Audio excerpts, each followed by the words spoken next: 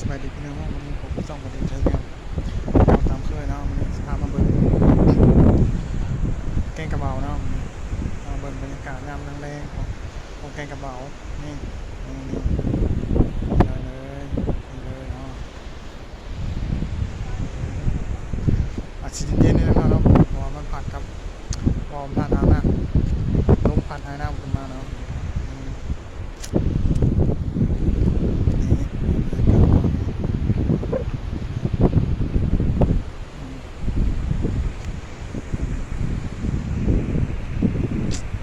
ล่างก็สเนนแกงที่เขามาลิ้นเนาะแต่ภาคนั้นเป็นภาคไทยเนาะพอบ้านแกงกระเบาสิบคำกับจังหวัดนครพนมนี่แหละสิโมเมนต์ตัวเมืองเนาะน้ำซานเมืองตัวเมืองของนครพนมน้ำไหลแห้งๆครั้งแรกของวาดูที่เคยมาว่ามาดูอยู่แต่ว่ามาบ้านแกงกระเบาดูแต่ว่าโบได้มาเราได้ยินแต่เขาว่าแต่เคยมา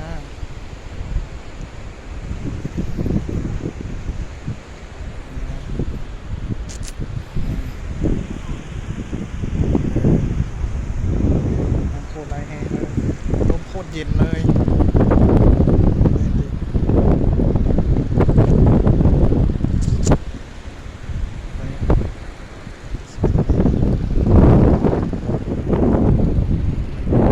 การเย็นๆนี่ก็เด่นมาเก็บทุกอย่างเนาะก็เลยได้หนึ่งเสือกันยาวเนาะเอามาหนึ่งเสือกันยาวรอดูเขาเดียวหนักแต่ว่าบนเรื่องคันเอาจะได้แบบว่าหน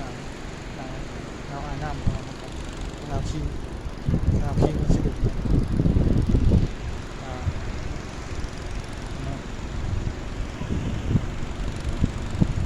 สีตอนนี้ก็รอบมาเลยสิมาเลยสิตัดตะกี้แต่วันนี้จะใส่ต่อไปนะไปนี่เนาะนี่ผมซ่องมาเลยแล้วครับเราเก็บ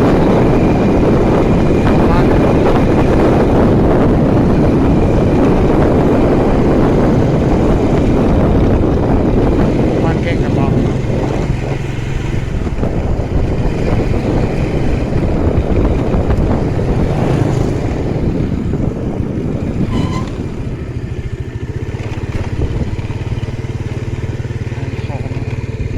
อาจสิ